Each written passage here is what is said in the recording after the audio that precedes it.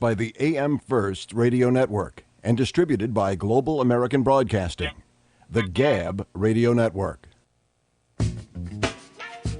Thank you for tuning in for this edition of Justice Watch with attorney Zulu Ali. I am attorney Zulu Ali with the Justice Watch crew, Rosa Nunez, Michael Bilal Clark, Dr. Kil Bashir, and Andrea Rodeman.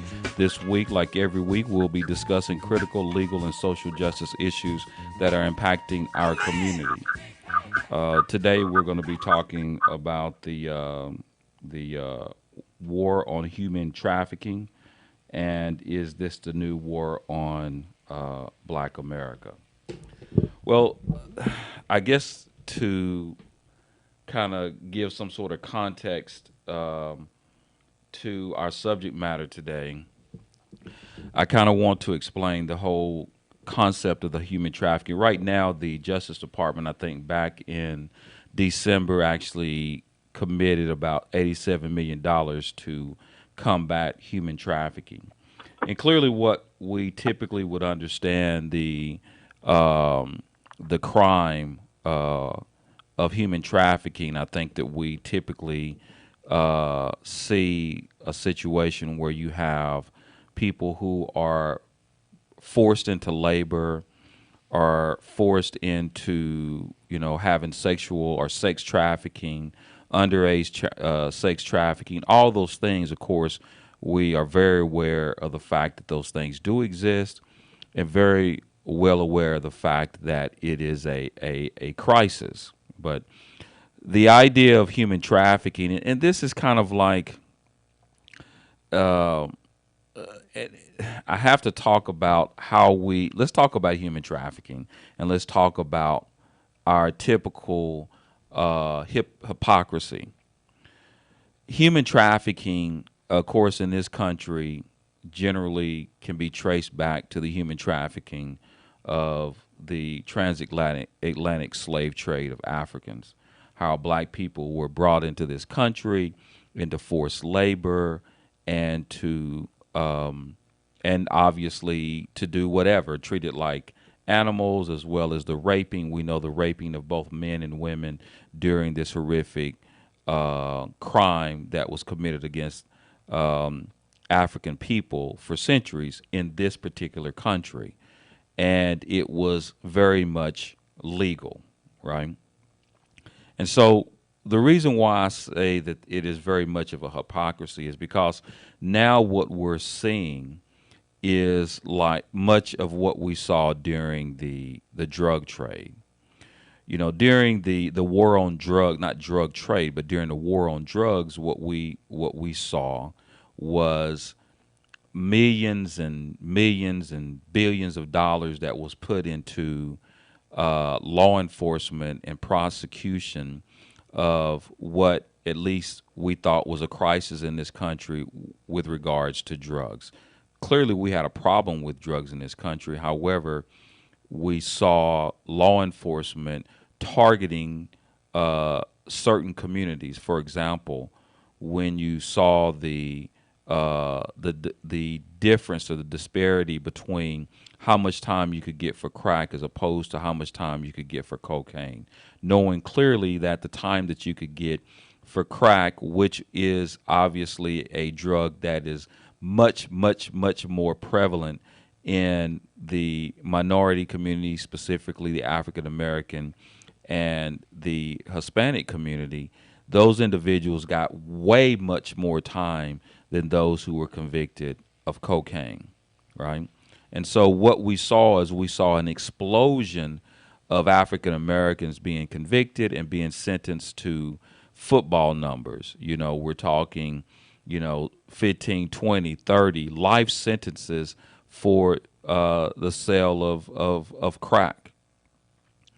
While you had people who were indulging in use of cocaine, which is more prevalent in the white community and the in communities that are considered to be in the upper middle class to upper class communities, those individuals were not getting that same amount of time, much less time, both for the users and those the sellers and the possessors of those types of drugs. So now laying the foundation. Every time there's this explosion of crisis, it seems like they find a way to, especially when criminal justice, to choose a particular community and use it as a way to over enforce certain laws against certain communities. Much of what's going on, at least on the local level and probably even on the federal level when it comes to the issue of human trafficking, is in many ways disproportionately affecting certain individuals more so than they are other individuals. And what we're seeing with this money, for example, I think it was they're giving the federal government is giving millions of dollars to local departments, sheriff's departments, to establish these task force, and the task force are being created to enforce these drug trafficking laws, prosecute people for drug trafficking. Not drug trafficking, but human trafficking. And so, what is happening is you're seeing on a local level individuals who are engaged in what is said to be the oldest profession, in the world, which is prostitution, as well as similarly being a pimp. Those individuals are actually, specifically those who are considered to be pimps, are being targeted in these human trafficking operations. And so the reason why is because there is a difference between someone who is engaged in what we consider to be pimping and pandering, and those who are engaged in human trafficking. There's a big difference. We're all familiar with it. We remember back in the 70s, well, nobody, probably most of you are not as old as I am, but back in the 70s, there were a lot of black exploitation films where you had films about these black pimps who had prostitutes. We had Superfly, we had the Mac, we had all of these individuals who glamorized the so-called pimping game, so to speak. And we are all familiar with that. We all saw, they were doing HBO specials about it. We were seeing a lot of what was going on within these local low-level communities where you had what is called a pimp, and you had someone who is a prostitute who happened to be allegedly working for these pimps. And it's just like the drug trade, just like the prostitution situation, just like many of these things. I'm not here to justify the sin. My point is not to sit here and justify the sin of drug use, which I'm completely against, or justify prostitution, which I'm completely against. What I'm here to discuss is the disparity and the unfairness of the way in which these things are enforced. And when you have money that is given to local law enforcement and they begin to establish these task forces, then they have to justify their existence. And in doing so, what they do is they begin to start targeting people who may not be the appropriate people to target, specifically as it relates to human trafficking, where it could be a typical vice pimping and pandering case where you have a prostitute who is entering into the profession. And in like many of these cases where you have individuals who are called pimps who provide protection or provide whatever it is that these pimps allegedly do to these individuals, then they're targeted as if they're human traffickers, as if they're taking away the liberty of the individuals who are involved.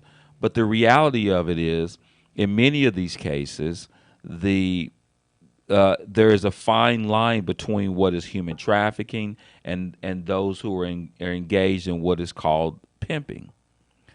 And what is happening, and then the timeline of the amount of time that you would get for being incarcerated for pimping as opposed to trafficking is significant, right? I mean, you're talking in some particular cases 20 years for human trafficking, or even more, depending on the circumstances.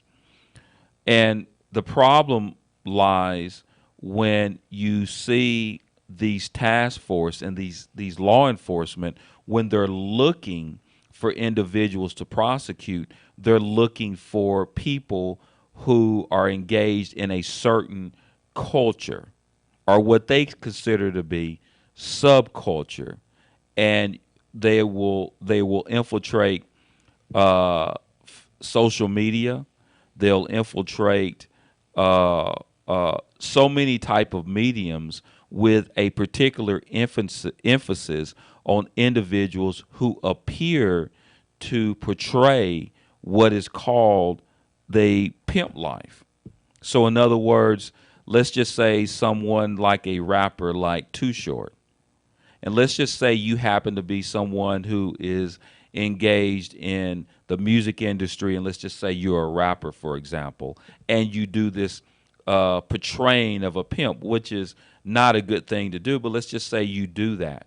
You can easily be prosecuted primarily on maintaining what is called a popular culture way of living, right?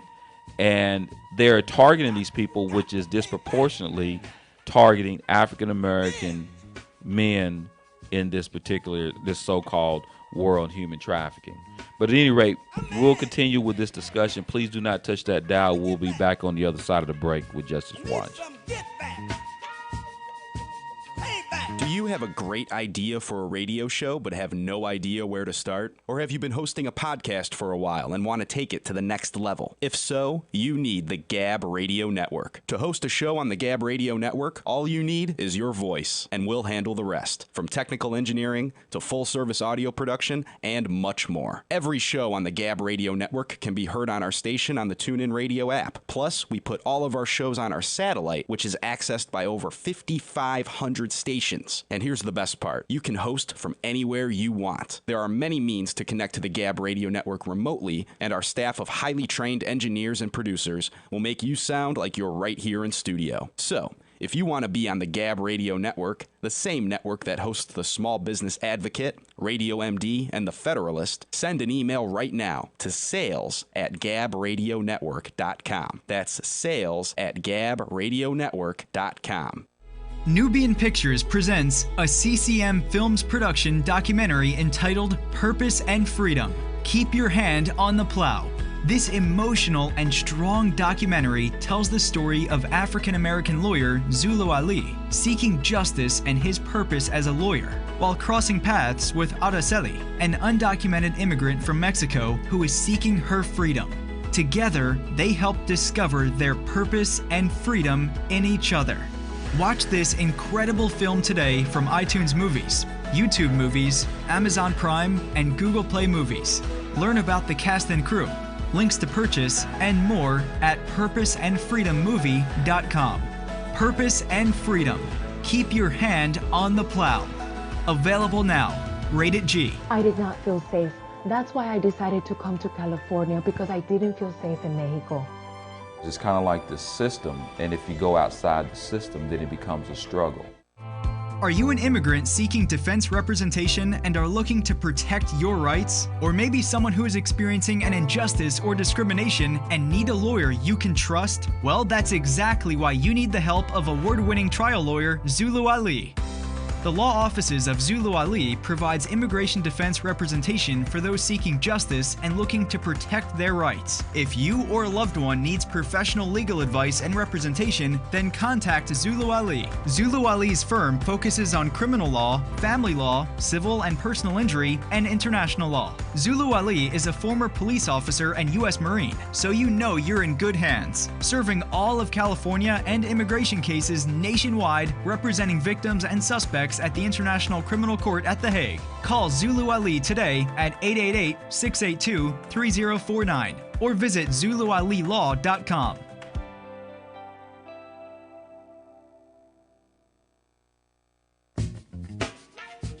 Welcome back to Justice Watch with attorney Zulu Wali and the Justice Watch crew. We're continuing with our discussion on the war on human trafficking. And before I went to the break, my discussion, what we were talking about is the manner in which a lot of these prosecutors are targeting individuals with regards to human trafficking. And again, as I stated before I went to the break, I just wanted to make it clear that on behalf of everybody on Justice Watch, we're not condoning the crime of pimping and pandering. What we are trying to do is, as part of Justice Watch, is to make sure that we understand that, like as I mentioned earlier before we went to the break, where we saw this war on drugs and the disparity in the sentencing and the way in which they enforce it, we're seeing the same thing. So in other words, like every time there's a war related to criminal justice, it automatically seems to be a war on black people. That has been a consistent thing that we've seen throughout. The same thing when we talk about the issue of the gangs. There are many gangs that existed in history, as well as other gangs like motorcycle gangs that happen to not be African American. Although there are a task force that deal with that, we do not see the focus that we often see when it comes to people in the African American community. And what people aren't seeing, just like it always happens the same way and things just slip by us because, we just can't really see it, is that the focus on the manner in which they are enforcing these crimes, they are already setting up a stereotype of what's considered to be someone who is involved in human trafficking. For example, if you happen to be someone who is running a escort service that may seem to not involve, your traditional idea of what pimping is, they could clearly go under the radar. We know that in places such as, Las Vegas, they have brothels that are completely legal that do exactly the same thing, right? However, when you have a situation where, you have the African Americans who may not even be involved in it, this is what they're looking for. They're looking for individuals who carry out a particular lifestyle. They are experts, or they are so-called experts that are trained, that are law enforcement that are trained by individuals. When they're looking for individuals, they are looking for people, Facebook accounts.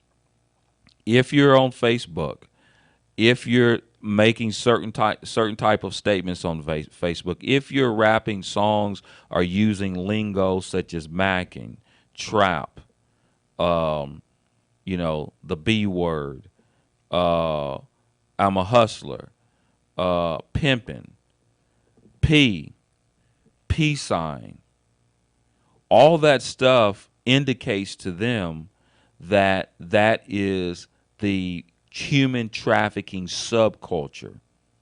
Now you have to think about that. The visual, the way in which, if you're wearing gold literally, they're saying when you wear gold chains and flashing money, that you're trying to recruit individuals for human trafficking, right? If you're on there and you're using certain types of lingo, like what I just told you, they're saying that you're basically creating, and they can take, and this is kind of how the way that because now they feel, and there are many that feel that all prostitutes are victims, that all prostitutes are in this situation where they're taking away their liberty, right? And so just to let you know, as far as the definition in California, as well as probably many other places, or when it comes to human trafficking, is to deny someone their liberty in order to make them, and I'm paraphrasing, in order to make them do, these so-called, forced labor or sexual acts. And part of taking away the liberty is that mental. They'll use words such as the mental deprivation. So in other words, any let's just say that someone is in an affair with someone else, or any pimp would be a human trafficker. The way in which is defined in the code in the state of California, right? Or anyone who may not necessarily be a pimp, but maybe someone who has the pimp persona. And when you think of someone who has the pimp persona, that could be, I don't know if you look at some of these the persona that many of these individuals carry on in today's society, whether you're talking about, and I don't agree with it, but it's a reality that many people portray themselves in a way in which may or may not be, realistic. And by doing that, what's happening is that they're disproportionately putting black men in prison and giving them football numbers. I don't think, there's a lot more can be said, and it seems like not that big of a deal. But I'm telling you, that the human trafficking prosecution, arrest and prosecution is skyrocketing.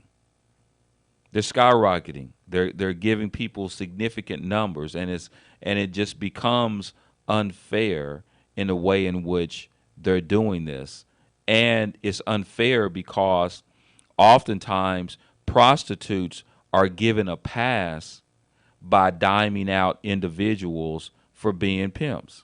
So in other words, you may not be prosecuted for being a prostitute if you're able to give law enforcement information, because they consider everyone who does prostitution a victim, right?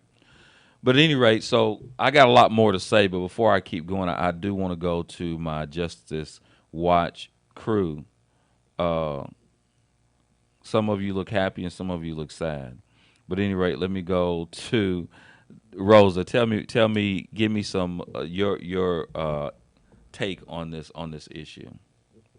Yeah, I mean, you talking about the fact that they focus, right, on prosecuting the pimps because obviously it's easier to target someone who fits a certain subculture than to provide funding to, per se, the rescue of the victims, which tend to be black women. 40%, according to Justice for Girls, are actually 40% of black females in the U.S. are sex trafficking victims, and they're black women. And also, it's interesting that they're putting this grandiose effort into prosecuting pimps and people that fit this subculture, right, being black men, than to also prosecuting those who purchase these services, which we all know tend to be white men. According to Justice for Girls, actually, 85% of the individuals that purchase sex services in this country are white males. Right. So it's just the difference in the fact that the justice system and that we're allocating funding to prosecute people who fit this subculture instead of also putting funding to prosecuting people who purchase these services and to also helping the victims, which tend to be women of color in living in poverty. So, yeah, I think it's really interesting that you mentioned that. You know, what's funny is that, the definition, and this is how it is, at least in the state of California, it says that human trafficking in California is a crime that involves coercing someone to provide services. Such a New nationally syndicated radio program that's sweeping the nation, and you don't want to miss it. Justice Watch with attorney Zulu Ali, the voice of justice for the people.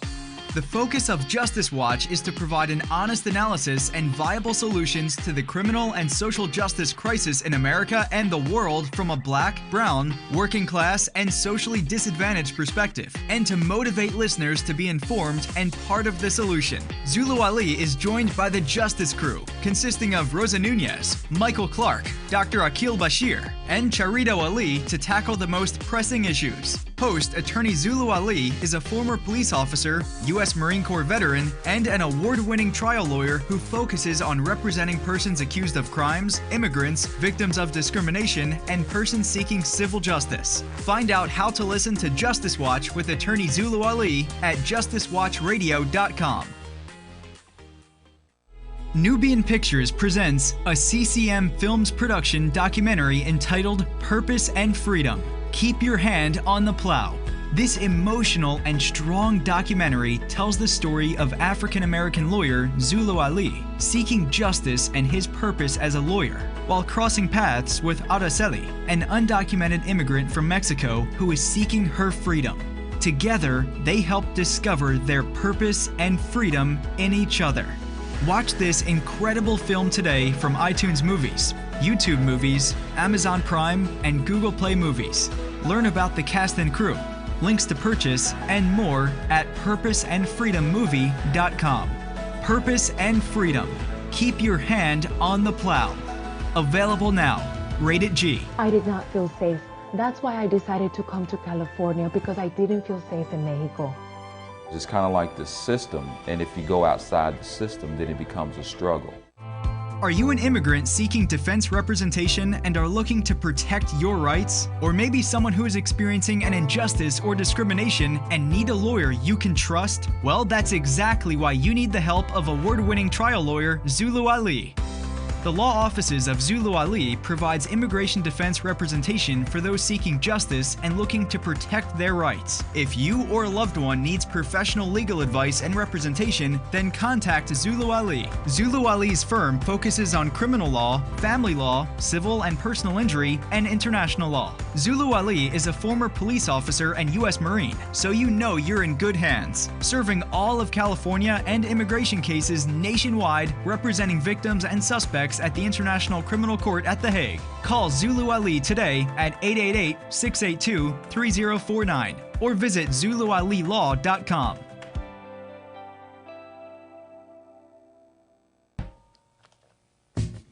Welcome back to Justice Watch with Attorney Zulu Ali and the Justice Watch crew. We're continuing on our discussion about the war on human trafficking. Well, and I wanted to talk about this definition, and I think the definition is really critical to understand the way in which it's worded. It says that human trafficking in California is a crime that involves coercing someone to provide services, such as engaging in commercial sexual related acts. And coercion means to persuade someone to do something by use of force, threats, which can be subtle, physical threats, lies, or psychological.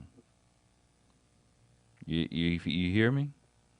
Mm-hmm. That is, that is such a broad definition, and I think that it is so broad that it's just like the one thing about, I have to say this about the state of California, and it might be true for many states, is that we feel like, unfortunately, that we can legislate everything, that we can legislate the actual problems without, we don't put enough money, time, and attention into the things that create any of these issues, right? In other words, we always tend to deal with things on the other side of the problem. There's a much bigger problem that exists that creates, the way, first of all, we have to learn how to be responsible for our own actions. When they talk about, like, for example, if someone says, hey, I promise you that I'm going to marry you and I love you, and if you love me, you will go out and do X, Y, and Z. Well, if you go out and do X, Y, and Z, you have committed the crime of human trafficking. You understand? Wow. So, what is it that makes these, if you go and you look at the women who are engaged in a lot of these things that are going on, there's probably something very common in all these women. And some of what is common with all these women is you're going to probably find a certain level of education. You're going to probably find the fact that many of these women probably have psychological issues that they're dealing with. Probably. They're coming from probably certain backgrounds, right? Where they're not, that have a disadvantaged social economic background. What are we doing about any of that? Nothing. We're not doing anything about any of that, right? A lot of them come from homelessness. These women are homeless. Some of these women are coming from situations where they've been raped or whatever early in life. That probably it didn't start when they were 18 years old or 20 years old. In some cases it could have, but it started probably very young in life. But we don't do anything. It's like, do we ever really talk about real education? Huh? We really don't. We really don't put the same. Why don't we put $87 more million in our educational system? Exactly. Right? But instead we're putting $87 million into trying to put more people in prison. Yeah. Right? Because that problem just didn't really start. That's the same thing with the issue of drugs. Do you think these individuals probably decided at the age of 5, 6, or 7 that they were going to be a pimp? Right? They didn't make that decision. Why are you laughing, Andrea? I said it's highly unlikely, but I'm sure they have one that's do like that. Oh, really? Okay. Well, and especially in light of what we see as far as what we like to listen to as far as entertainment is concerned. Right. You know what I mean? What the degrading that we have of women and different things in our music and sometimes what we consider to be, a so-called subculture. Or now it's popular culture. The things that we see in popular culture, is that's it. You know what I mean? So, that's the thing is that, and we're so focused on, is this really what we're looking for? I mean, how many times do we see illegal immigrants who come to this country who basically are coerced into doing work for less money? Yeah. Huh? Yeah. A lot of the time. That's pimping right there. That's pimping. Absolutely. Mm-hmm. You see what I mean? But we don't see it that way. I mean, the biggest pimp in the history of the world was America during the transatlantic slave trade. Those were the pimp. Those were the ultimate pimps. Our founding fathers that allowed the selling of human beings as chattel is the ultimate. The ones who wrote this Constitution that we're utilizing in order to establish the way we're going to do our justice system, those are the biggest pimps. True. You see what I'm saying? And what do we say about that is it's the hypocrisy that has an impact on the way in which even those individuals who are trying to go, they can't even see it. Or maybe they do, and they're so diabolical that they just can't come to realization that there's a much bigger problem. That what you're doing, are you really even putting a dent in the problem of really what's happening in this society by prosecuting a young man who probably, a lot of these, if the truth was to be known, a lot of these pimps were actually molested as children. Yeah. Men Yeah. were molested by women. Yeah. Men molested by other men. That's a huge problem, right?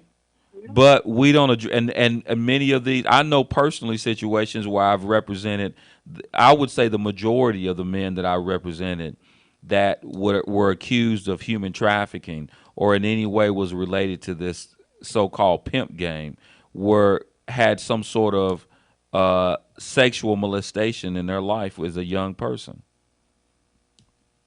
You see what I mean? But, do we even think about that or even care about that or even look into stuff like that? That's where it all starts. So why don't we figure out ways that we can fix a bigger problem? And the bigger problem is the fact that we, and again, that's how you wash your hands with problems. If you are a congressman or you are a senator or any kind of lawmaker, and I understand the importance of politics, I understand the importance of bills and laws and making certain laws, but those aren't the problems. The thing about, for example, when we talk about Roe v. Wade and your concerns about Roe v. Wade, the real concerns that let's just assume that you're concerned about, what's going on of these women trying to have, using it as contraceptive and all this other stuff. Why aren't we on the ground trying to do something about women who may be in this particular situation to begin with? And the same thing when it comes to children. If a woman says, "Look, I don't want to have a child," and then I'm not saying that this is the situation in all cases, but let's say a woman says, "I don't want to have a child because I can't support the child." She has the child, and the child is born. The same people that wanted to have the child are not going to adopt that child.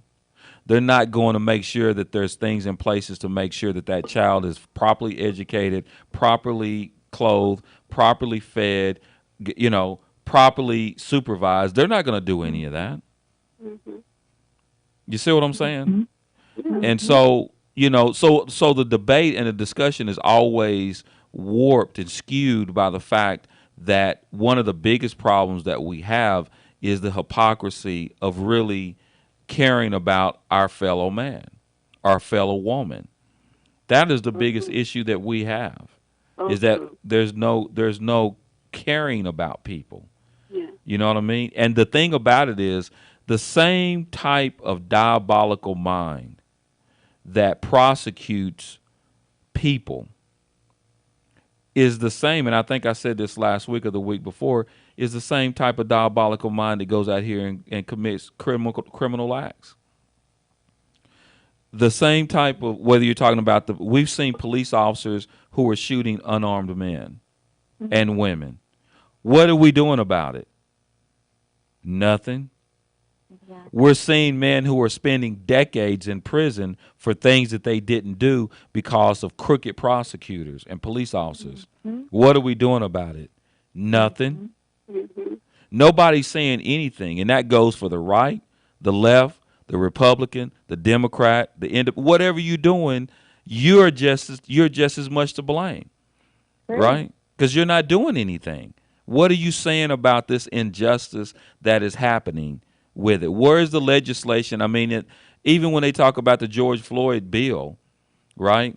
What is it really doing, right? Where is the, once the outrage goes away on the street and the next situation comes out, then you get this the fluff of politics, not someone, and we've gotten so used to it. And I've heard someone the other day that was saying, well, you know what? You have to understand, sometimes it takes decades to get what you want. Well, why? Why should I be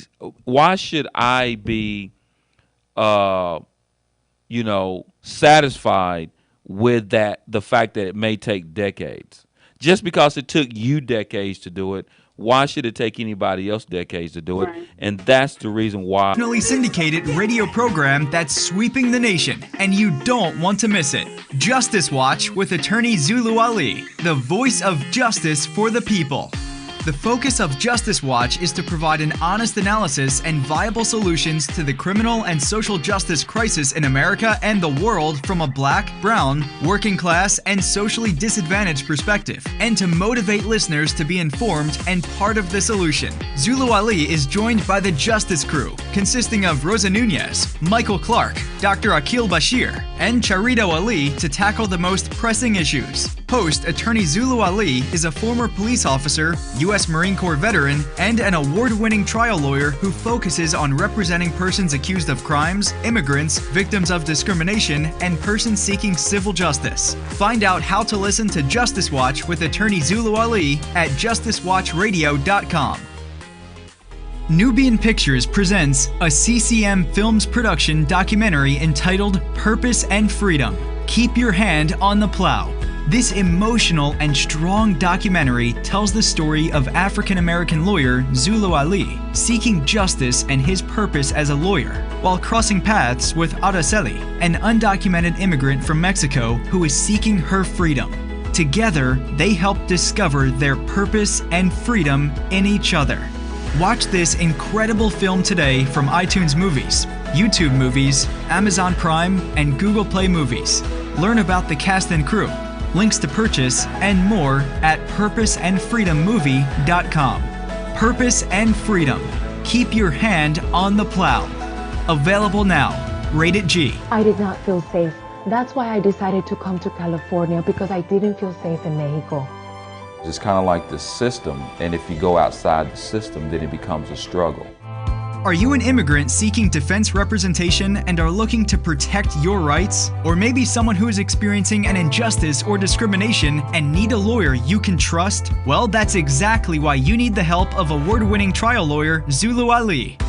The law offices of Zulu Ali provides immigration defense representation for those seeking justice and looking to protect their rights. If you or a loved one needs professional legal advice and representation, then contact Zulu Ali. Zulu Ali's firm focuses on criminal law, family law, civil and personal injury, and international law. Zulu Ali is a former police officer and U.S. Marine, so you know you're in good hands, serving all of California and immigration cases nationwide, representing victims and suspects at the International Criminal Court at The Hague. Call Zulu Ali today at 888-682-3049 or visit ZuluAliLaw.com. Welcome back to Justice Watch with Attorney Zulu Ali and the Justice Watch crew. All right. Anyway, so I think I'm going to obviously let you guys chime in real quick before we hit the last few minutes of the show, and I can come in on it. So I guess I can ask you, Andrea, what's your comments with regards to our discussion today? Well, I agree with what both you and Rosa were saying. I actually was going to talk about initially what happens to the prosecution of those who are soliciting sex from these people. But in regards to what you were just saying, first thing is, those in power have to truly acknowledge that there is a problem before any kind of change can even happen. That's number one. And then number two, nothing's going to happen until they really sincerely sit out and listen to the voice of those who are truly affected by all of this stuff. I don't think that anything is going to happen until that occurs. You understand? You can't change anything until you acknowledge that America, this world is imperfect. We're imperfect, and those in power are not fully acknowledging that because it doesn't directly affect them and their people. You know what I mean? And so, that's my stance on it. They need to listen to and solicit solutions from the voices who it really affects.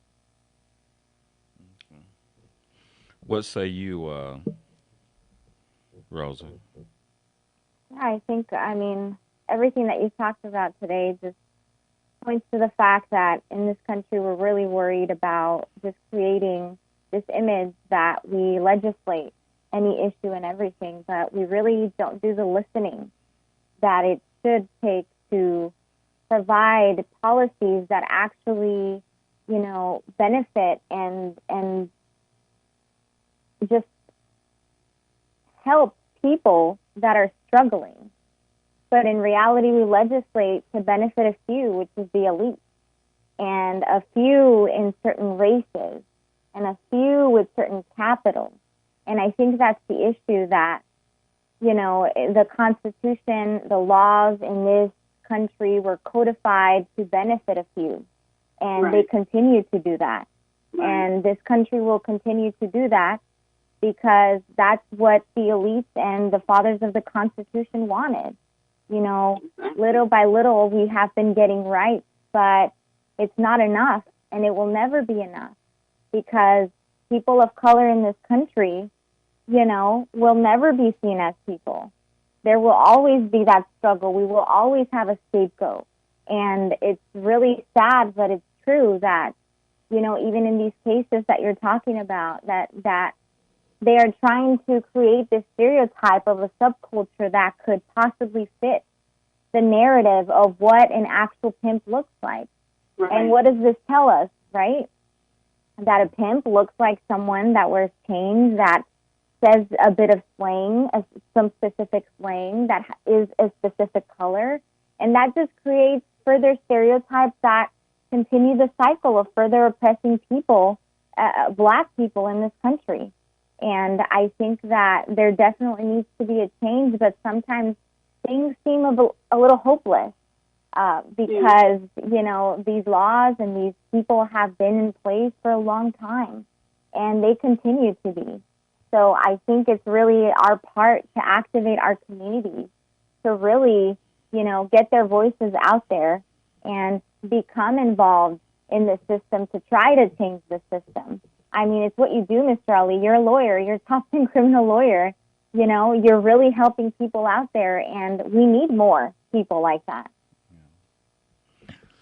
Yeah, I mean that's kind of we have to do something. I mean, it's just the way that the system is going. It's just what's interesting about it all is how obvious the issues are. You know what I mean? It's just so obvious. When you have people who are being mistreated and the way that the system is doing, and so it blurs the lines. Where on one hand, you want to understand that this is supposed to be a country of laws, and there's rules that you have to follow, and there's a lot of people who are bad people, are people that are doing bad things, and you should not be we have to protect victims, or those who may be victims, and that's clear.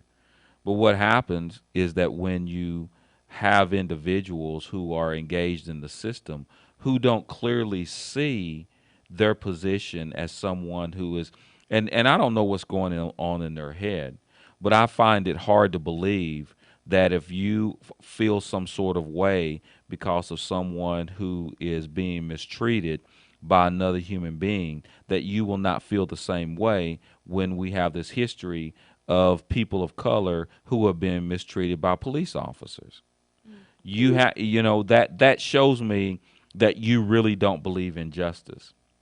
If you should have the same type of intensity and outrage when you see the justice system being unjust as you would a citizen who is a victim to any type of crime. It should be equal. You're feeling, but instead we've taken a position that you're on one side or the other. When someone asks me that question about, you as a police officer, so how can you be a defense attorney? It's an odd question to me. It's a common question, but it's very odd. It's very odd because I'm not, I don't take a side. If I'm for justice, then I'm for justice. If I'm for a system that provides for justice, I'm for a system that provides for justice, regardless of who does it, right? If a police officer is killed innocently by a person, then I should be outraged. If a police officer kills an unarmed man, then I should be outraged. Why would it be any different if I'm a just human being?